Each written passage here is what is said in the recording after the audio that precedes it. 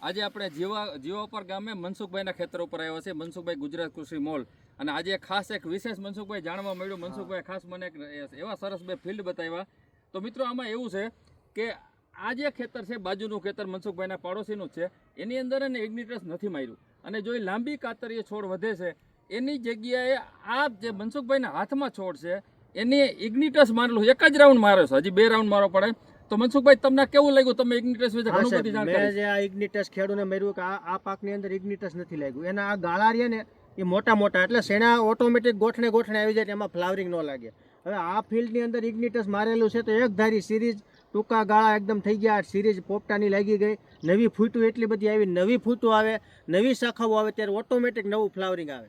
તો અત્યારે જમીન નથી વધતી પણ મણિકા વધારવા ખૂબ જરૂરી છે. એના માટે ખેડૂતના ઇગ્નિટસ સાહેબ એટલું બધું જબરજસ્ત રિઝલ્ટ આપે છે કે આની અમે તમે દીવા જેવું દેખાય કે આમાં સેજ પણ કામ નથી થયું. આમાં ક્યારે ફ્લાવરિંગ આવે? આની અંદર હાવ ટૂંકી ઘડીએ બહુ નાના છોડવાની અંદર બહુ મોટું ફ્લાવરિંગ લાગવાની ક્ષમતા બાયરના ઇગ્નિટસમાં છે. તો આવું રિઝલ્ટ આમાં જોવા મળે છે સાહેબ. તો દરેક ખેડૂતને તમે દિલથી આપજો, અને દરેક ખેડૂતને પ્રોડક્શન વધારવા માટે ઇગ્નિટસ નંબર 1 છે. મિત્રો, મારા ખેડૂત મિત્રો અને મારા વેપારી મિત્રો બધાને હું ખાસ સલાહ આપું છું, અને ખાસ તમે અનુસરો. અને 2-3 વર્ષથી આ વસ્તુ વપરાય છે.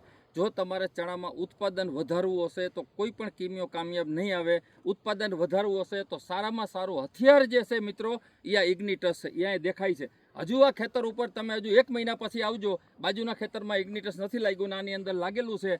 જમીન આસમાનનું અંતર રહેશે. તો મિત્રો, જે ખેડૂતને માહિતી બધાય પાસે ન હોય અને સારું ઉત્પાદન આપવું એ આપણે દરેક વેપારી મિત્રોની ભાઈ મનસુખભાઈ ફરજ છે. ખાલી આપણે દવાઓ આપ્યા રાખીએ પણ ઉત્પાદન જ ન હોય ને આવો ઘાંઘા જેવો છોડવા થઈ જાય. આ 90 થી 100 દિવસનો પાક છે અને એમાં વેજીટેટિવ ગ્રોથ થઈ જાય તો એમાં કોઈ દિવસ કામ ન થાય. અત્યારે આમાં ઇગ્નિટસનો 1 રાઉન્ડ માર્યો છે, બીજો રાઉન્ડ મારશે ને 20 દિવસ પછી કોઈ પણ મનસુખભાઈ તમે ખેતરનું રિઝલ્ટ મને તમે ફોટા મોકલજો. ગુલાબી ચાદર ઓઢી લીધી ફ્લાવરિંગ આમાં લાગી જવાનું છે.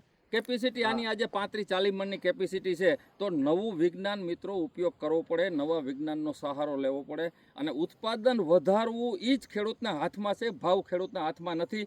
તો ઉત્પાદન વધારવાની આપણે બધાએ મનસુખભાઈ કોશિશ કરવી પડે એવું છે કે ખેડૂતોને કેમ ઉત્પાદન સારું આવે, અને નવું વિજ્ઞાન છે એ ખેડૂતો સુધી પહોંચાડવાનું કામ આપણા બધાનું છે. અને બાયર જેવી કંપની છે અને બહુ પ્રૂવ થયેલું છે. આને કપાસમાં ઉપયોગ થયેલો છે, મગફળીમાં ઉપયોગ થયેલો છે, ચણામાં ગઈ સાલે ઉપયોગ થયેલો છે. તો બધાને ખાસ મારી ભલામણ કે બધા વેપારી મિત્રોને ઇગ્નિટસના 2 રાઉન્ડ કરાવો અને ખેડૂતને વધારે ઉત્પાદન લાવો. બીજું ઘણો વેપાર તો થતો રહેશે પણ આ વસ્તુ ખૂબ જ અગત્યની છે. મનસુખભાઈ મને ખાસ આ ખેતર જોવા લાવ્યા એ બદલ મનસુખભાઈનો આભાર. જય હિન્દ મનસુખભાઈ.